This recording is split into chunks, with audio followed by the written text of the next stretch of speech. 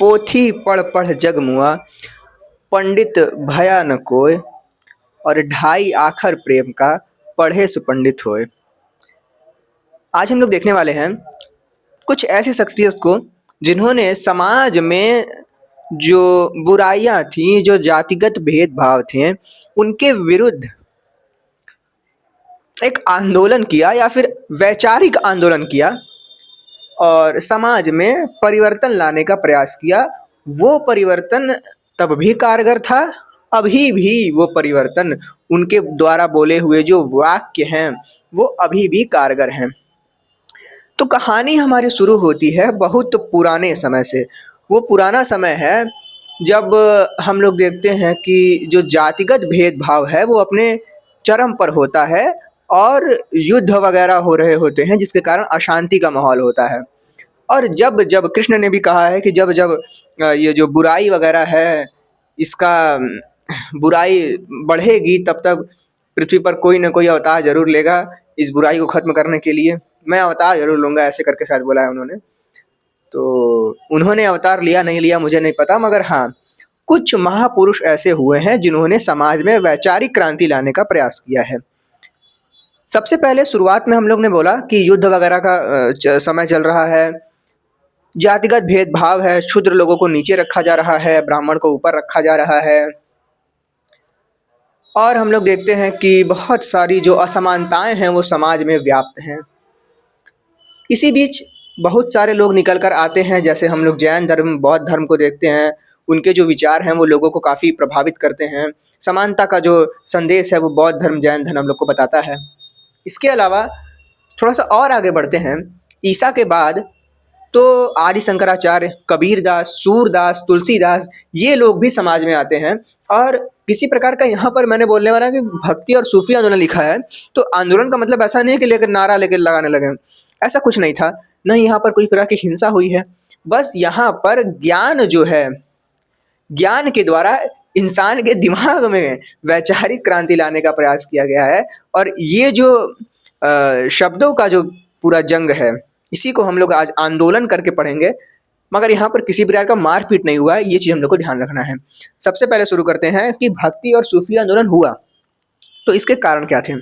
मैंने शुरुआत में ही कुछ चीज़ें बताई दी हैं कि भाई धार्मिक रूप से हम लोग देखते हैं कि भेदभाव वगैरह होता था, युद्ध का माहौल था।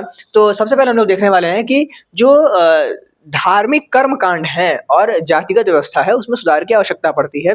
इस कारण भी जो समाज के जागरूक लोग होते हैं वो आगे आते हैं और अपने विचार को सामने रखते हैं। तो सबसे पहला हमारा है धार्मिक जटिलता के कारण जो ये आंदोलन है ये पनपते हैं कि भाई धार्मिक जटिलता,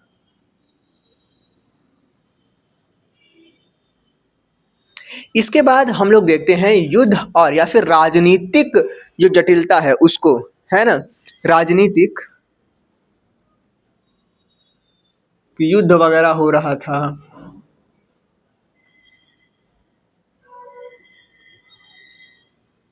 राजनीतिक अस्थिरता, युद्ध और अशांति के समय शांति की स्थापना हेतु भी हम लोग देखते हैं कि ये जो विचार है इनका आवश्यक था समाज में आना। इसके बाद एक जो हमारे दुख हैं, हमारा अंदर जो एक वृत्तियां हैं कि खुशी और दुख, इन सब से जो मुक्ति है उसके लिए भी बहुत सारे आते हैं लोग। तो आध्यात्मिक क्रांति भी इसका एक उद्देश्य रहता है या फिर उदय का कारण रहता है। आध्यात्मिक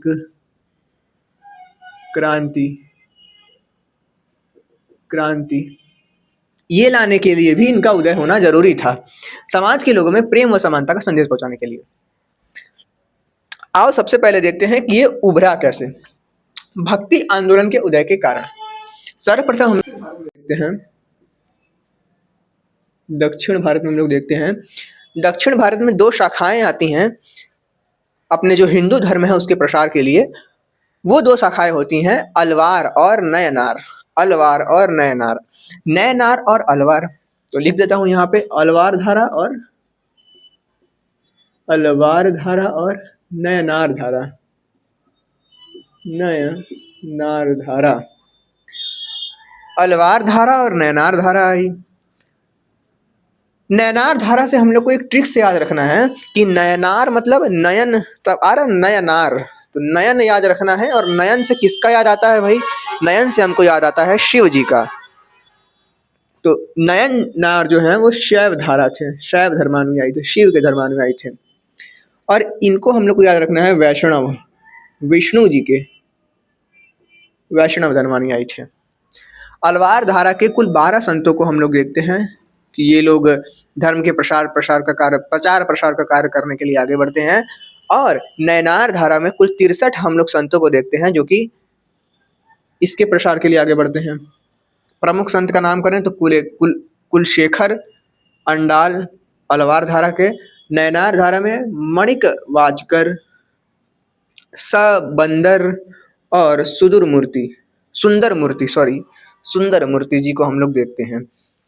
अलवार धारा, नैनार धारा, ये दो विषय में हमने देखा कि अलवार वैष्णव थे और नैनार शिव के धर्मानुयायी थे, शिव के प्रचार प्रसारक थे, शिव की उपासना करते थे।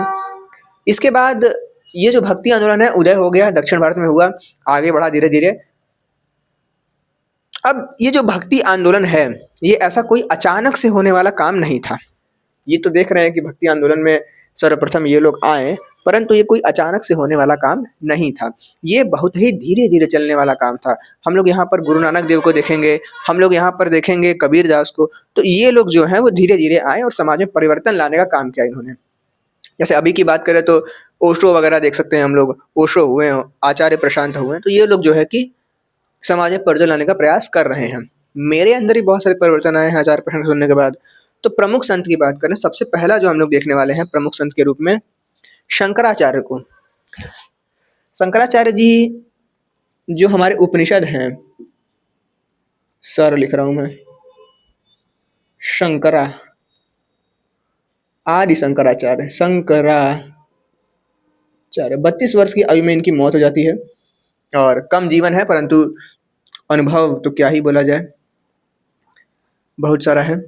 इनका जो फिलॉसफी आया वो फिलॉसफी मतलब उसका कोई तोड़ नहीं है, अद्वैत फिलॉसफी का। तो शंकराचार्य 788 में ईस्वी में इनका जो है वो जन्म होता है और 32 साल जीते हैं, 820 ईस्वी तक। चलो भाई, इनको हम लोग प्रच्छन्न बौद्ध कहते हैं। प्रच्छन्न बौद्ध की उपाधि इनको प्राप्त होती है और इनके गुरु का नाम रहता है गुरु गोविंद या फिर गोविंद गुरु। गोविंद गुरु जी इनके जो है गुरु रहते हैं। ठीक है, शंकराचार्य हम लोग का देखते हैं कि प्रच्छन्न बौद्ध की उपाधि होती है, 32 साल की आयु होती है जिसमें ये मर जाते हैं और अद्वैत फिलॉसफी देते हैं। इनके गुरु का नाम गोविंद गुरु होता है। दर्शन मैंने बता दिया है, अद्वैत फिलॉसफी यानी कि अद्वैतवाद उपनिषद परंपरा पर आधारित। चारों दिशाओं में ये 4 मठ की स्थापना करते हैं, ये भी हम लोग को ध्यान रखना है।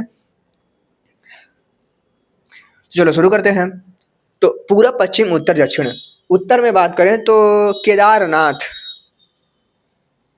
में इनका एक मठ है, स्थापना किया मतलब केदारनाथ में। हमने पुरी का नाम सुना है, दक्षिण में, वो भी हम लोग देखेंगे। उड़ीसा मतलब, सॉरी दक्षिण बोल रहा हूँ, पूर्व में है ना। तो यहाँ पर मैंने उड़ीसा लिखा है, पूर्व लिख देता हूँ मैं यहाँ पे। पूर्व में हम लोग देखते हैं, पूर्व से भी पहले मैंने यहाँ पर लिखा है दक्षिण में। दक्षिण में श्रृंगेरी करके है, वहां पर हम लोग देखते हैं इनका मठ होता है। पुरी पूर्व में, पुरी या पुरी ऐसे ना, पुरी।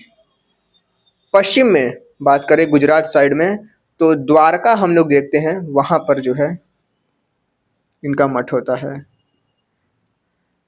चलो भाई, अद्वैतवाद का समर्थन करते हैं। उपनिषद की जो परंपरा है उस पर आधारित, उपनिषद जो है उसी पर आधारित ये अपना जो पूरा दर्शन है वो लाते हैं।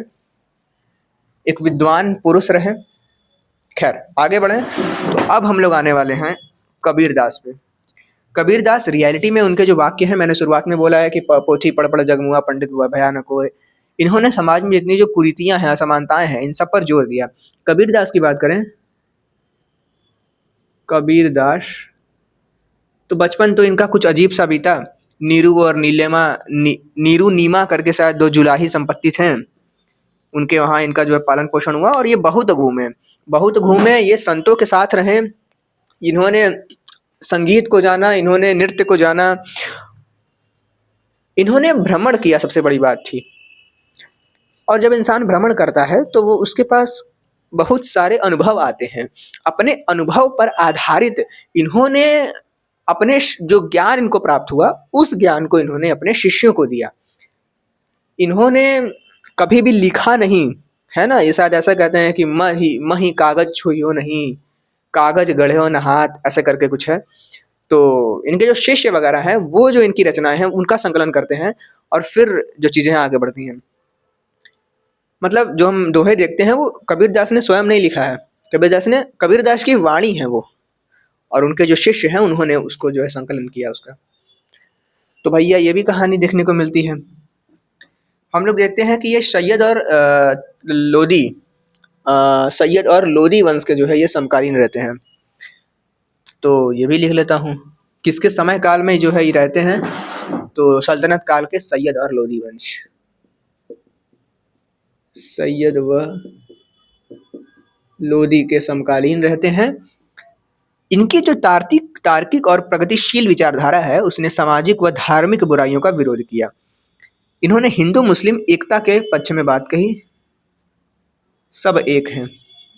इन्होंने हिंदू धर्म का भी बहुत सारा विरोध किया, जो आडंबर थे, है ना? और मुस्लिम धर्म में भी जो आडंबर वगैरह हैं उनका विरोध करते हैं ये। उसके बाद हिंदू मुस्लिम एकता के समर्थक हैं। रचनाएं की बात करें तो इनके बीजक एक रचना है, बीजक में हम लोगों को रचनाएं मतलब कि इनके शिष्यों ने, तो साखी शबद रमैनी हम लोग इसको देखते हैं। ये 3 ठो साखी शबद रमैनी, साखियाँ, शबद और रमैनियाँ, इसमें इनका जो ज्ञान है वो निकल कर आता है। ये जो है हम लोग बाद में पढ़ेंगे, इसके साथ हम लोग पढ़ेंगे। अब आते हैं इधर, अब हम लोग पढ़ने वाले हैं गुरु नानक देव को। गुरु नानक देव, गुरु नानक देव सिखों के गुरु थे और इन्होंने एकेश्वरवाद वगैरह जैसी जो धारणाएं हैं, दर्शन है, वो दिया। एक सामाजिक सुधारक के रूप में हम लोग इसको देखते हैं, इनको देखते हैं। और सिखों के जो गुरु हैं वो तलवंडी पंजाब में इनका जन्म हुआ है। हिंदू मुस्लिम एकता के पक्ष में बात करते हैं, धार्मिक आडंबर और मूर्ति पूजा का विरोध करते हैं। सिखों के गुरु की बात करें तो सिखों में अगर हम लोग ईश्वर की बात करें, जो सिख धर्म है उसके अंदर का जो ईश्वर है उसका भी कोई स्वरूप नहीं होता है। जैसे कि इस्लाम में होता है ईश्वर का कोई स्वरूप नहीं है, वैसे ही यहाँ पर भी हम लोग देखते हैं कि ईश्वर का कोई स्वरूप नहीं होता है।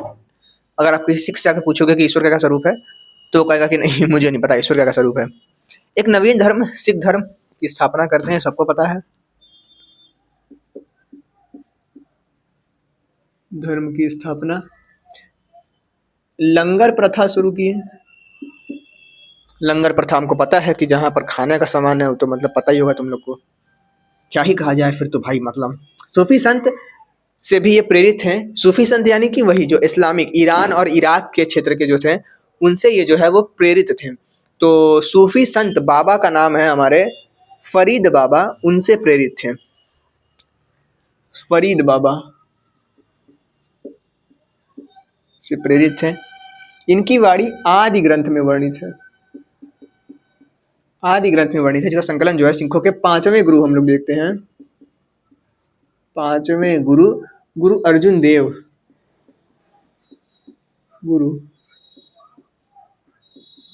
अर्जुन देव ने किया। तो हमने गुरु नानक देव के बारे में क्या क्या सीखा? इन्होंने एकेश्वरवाद को प्रमोट किया। ये जो है कि इन आदि ग्रंथ में इनकी जो वाणी है वो देखने को मिलती है।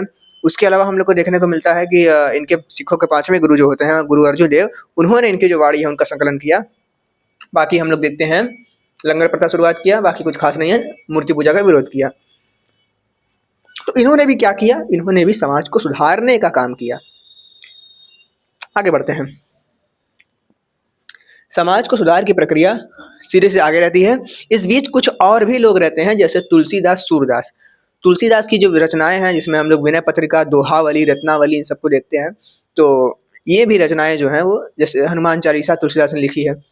तो समाज में मगर दिक्कत ये होता है कि हम समझ नहीं पाते हैं। तुलसीदास ने लिखा है हनुमान चालीसा को, मगर उसका अर्थ हम लोग समझ नहीं पाते हैं और हम लोग को बहुत दिक्कत होता है।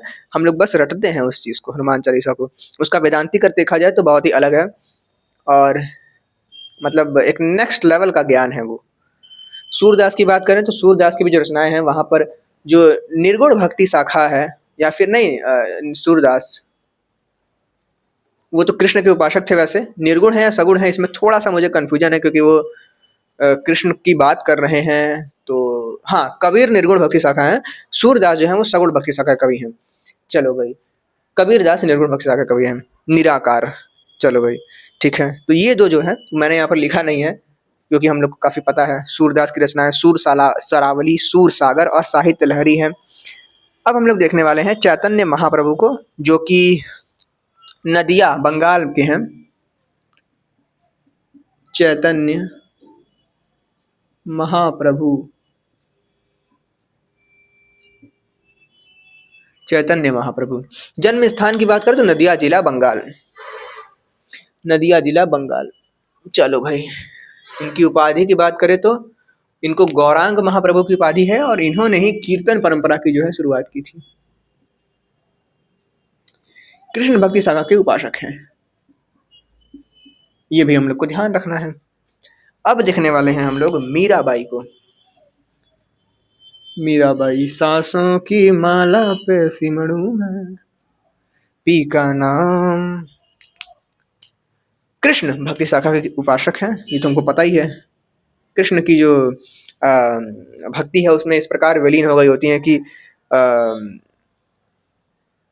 अरे वो क्या लाइनें हैं, बड़ा बढ़िया लाइन है कि हो गई मैं घनश्याम, प्रेम की माला जपते जपते हो गई मैं घनश्याम, सांसों की माला में सिमड़ू मैं पी का नाम। खैर, राजस्थान के मेवाड़ राजघराने की जो राणा सांगा होते हैं उनकी ये बहू होती हैं। पति इनके होते हैं भोजराज, उनकी असामयिक मृत्यु हो जाती है। भोजराज होते हैं पति, असामयिक मृत्यु हो जाती है और फिर मीरा जो है वो कृष्ण भक्ति में लग जाती हैं। मीरा हुई कृष्ण की। महाराष्ट्र के कुछ प्रमुख संतों को भी हम लोग देख लें तो ज़्यादा बेहतर रहेगा। नामदेव, एकनाथ, तुकाराम, रामदास। ठीक है, हमने भक्ति आंदोलन को देख लिया, भक्ति आंदोलन देख लिया। अब आने वाले हैं सूफी पर। सूफी आंदोलन ईरान और इराक से हम लोग को देखने को मिलता है कि ये शुरू होता है। ईरान इराक, बाशरा और बेशरा हम लोग देखने को मिलता है। शरा, बाशरा।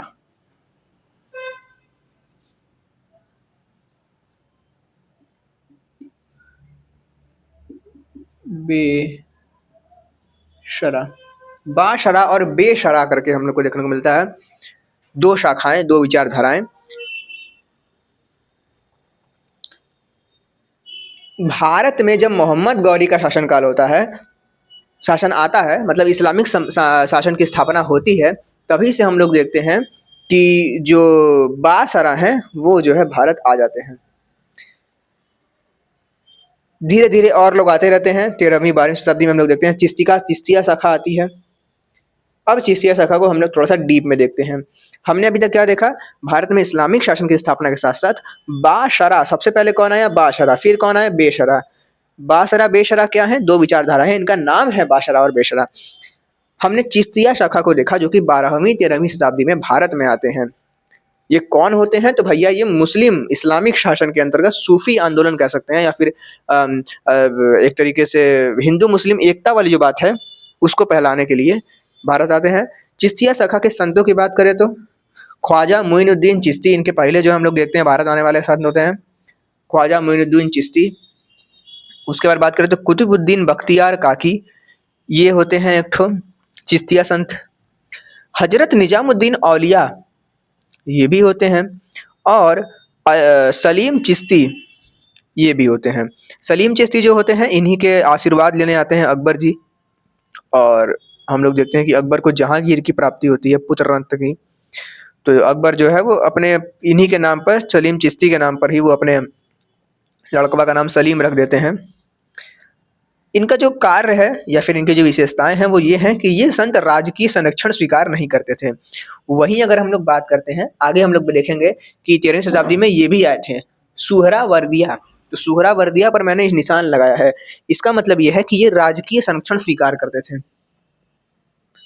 राजकीय संरक्षण स्वीकार, अरे समझ जाओ भाई, स्वीकार लिखा है मैंने, उतना छोटा जगह कहाँ लिखूं मैं। स्वीकार कौन नहीं करता था? चिश्तिया जो है वो स्वीकार नहीं करते थे, ये अपना अलग रहते थे, है ना। खुद से हिंदू मुस्लिम एकता की बात करते थे और ये बहुत सादा जीवन व्यतीत करते थे। ये योग और प्राणायाम का अभ्यास भी करते थे, जबकि योग और प्राणायाम तो हिंदू धर्म में देखने को मिलता है, मगर ये भी क्योंकि ये हिंदू मुस्लिम नहीं करते थे। एक कट्टर समुदाय हम लोग आगे देखेंगे, नक्शबंदिया करके, वो जो है बहुत ज़्यादा मुस्लिम जो समुदाय है उसकी बढ़ाने की बात करता है, और ये जो है यही जो है वो पूरे इस्लाम की जड़ है। चिश्तिया शाखा हिंदू मुस्लिम एकता की बात किया, सादा जीवन की बात किया, योग और प्राणायाम की अभ्यास ये लोग करते थे। सुहरावर्दिया भी हम लोग देखते हैं 12वीं 13वीं शताब्दी में आता है। सुहरावर्दिया शाखा जो है वो राजकीय संरक्षण प्राप्त करता है। इसके बाद अगर बात करें तो धीरे धीरे हम लोग देखते हैं 14वीं 17वीं शताब्दी के बीच में नक्शबंदिया शाखा आता है, जो कि सबसे गंदी शाखा होती है। गंदी क्या कहें, मतलब ये इस्लाम के प्रचार को हम लोग देखेंगे आगे कि, अब आगे देखेंगे तो बताऊंगा, बट अभी के लिए समझेंगे कि ये इस्लाम पूरे भारत को इस्लामिक बनाना चाहता था, कि सब इस्लाम इस्लाम इस्लाम इस्लाम। इनका संबंध, नक्शबंदिया शाखा है, इनका संबंध औरंगजेब से भी था। अभी हम लोग मैं बताऊंगा आगे। तो नक्शबंदिया शाखा आती है, नक्शबंदिया शाखा, नक्शबंदिया नहीं, नक्शबंदिया शाखा कादरिया शाखा आती है, सत्तरिया शाखा, सत्तारिया शाखा आती है, और फिर दौशिया शाखा आती है। भारत में सबसे अधिक लोकप्रियता मिलती है चिश्तिया शाखा को, चिश्तिया शाखा को। सूफी आंदोलन का जो मठ है उसको खानकाह कहते थे, ये भी हम लोग को याद रखना है।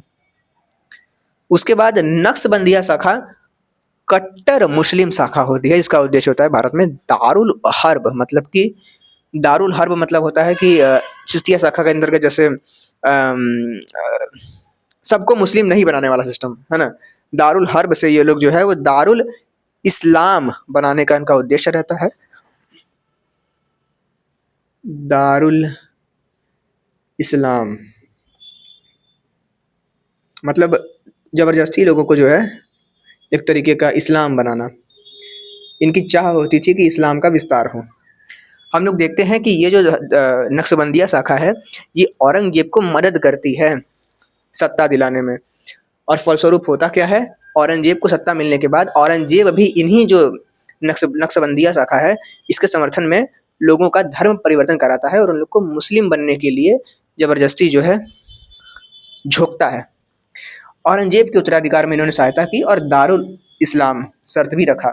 इन्होंने ये शर्त रखा, ये जो नक्शबंदिया शाखा है, कि औरंगजेब हम तुम्हारा साथ तो देंगे मगर तुमको कट्टर हिंदू मुस्लिमवाद जो है बनना, मुस्लिमवाद का प्रसार करना पड़ेगा जब तुम शासक में आ जाओगे। तो यही कहानी थी आज की, और औरंगजेब की कहानी तुमको पता ही है कि कैसे कैसे उसने क्या क्या किया। तो यही कहानी थी आज की, और भक्ति सूफी आंदोलन खत्म। इसी के साथ आर्ट और कल्चर का जो सेगमेंट है वो भी खत्म हो गया है। हम मिलते हैं नेक्स्ट वीडियो में किसी नए सब्जेक्ट के साथ।